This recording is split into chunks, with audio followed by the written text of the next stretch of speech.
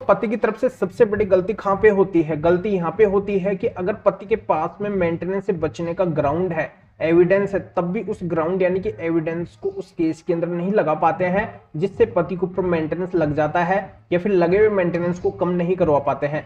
तो आज के वीडियो के अंदर मैं आपको एक ऐसा ग्राउंड बताने वाला हूं, एक ऐसा जजमेंट बताने वाला हूं जिसके जरिए से आप अपने ऊपर लगे मेंटेनेंस को बिल्कुल जीरो करवा सकते हैं, अगर ये ग्राउंड, ये एविडेंस आपके पास में है।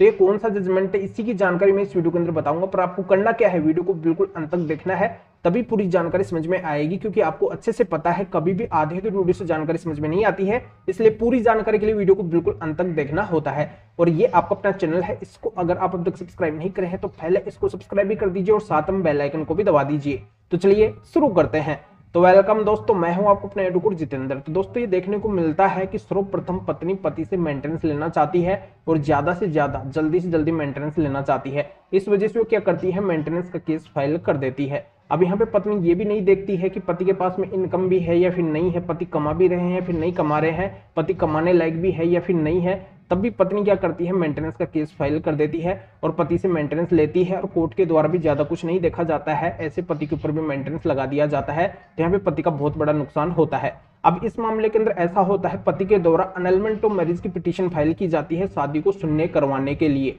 पर सामने से पत्नी के द्वारा क्या किया जाता है, एक इंटरिम मेंटेनेंस के लिए एप्लीकेशन लगा दिया जाता है कि मुझे इंटरिम मेंटेनेंस मिलना चाहिए। अब कोर्ट के द्वारा पति के ऊपर मेंटेनेंस भी लगा दिया जाता है, यानी कि इंटरिम मेंटेनेंस भी लगा दिया जाता है। अब वहां पे पति के द्वारा एक एप्लीकेशन दिया जाता है, मेडिकल के डॉक्यूमेंट्स दिए जाते हैं कि पति को एक स्ट्रोक आया था जिससे पति डिसेबल हो गए हैं, यानी कि जहां पे जॉब कर रहे थे उस जॉब को भी छोड़ दिए हैं, वो जॉब करने लायक नहीं बचे हैं, यानी कि वो पूरी तरह से बेरोजगार है। तो ऐसी अवस्था के अंदर पति के ऊपर मेंटेनेंस नहीं लगना चाहिए, ऐसी पत्नी को पति मेंटेनेंस ना दे। पर कोर्ट के द्वारा पति की एक भी नहीं सुनी जाती है, यानी कि पति के ऊपर जो मेंटेनेंस लगा है वो पत्नी को देना ही पड़ेगा, हर हाल के अंदर देना पड़ेगा।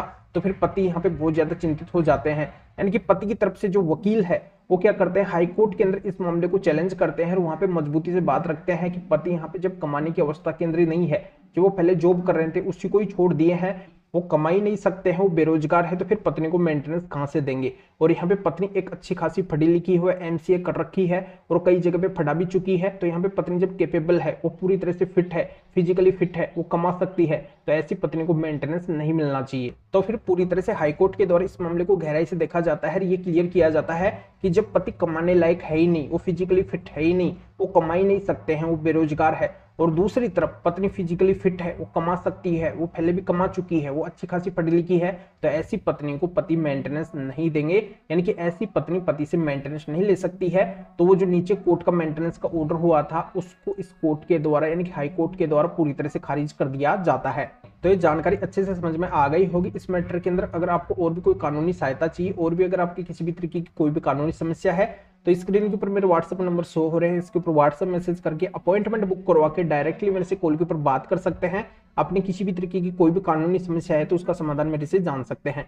तो इस महत्वपूर्ण जजमेंट का लिंक इस वीडियो के डिस्क्रिप्शन के अंदर दिया गया है, डिस्क्रिप्शन में जाके इस जजमेंट के बारे में आप जान सकते हैं कि मामला क्या है, और भी बातें आपके अच्छे से समझ में आ जाएगी। तो अभी आपको वीडियो को लाइक करना है और शेयर भी करना है, जो और लोगों तक भी ये जानकारी पहुंच सके। तो वीडियो देखने के लिए आप सभी का बहुत बहुत धन्यवाद।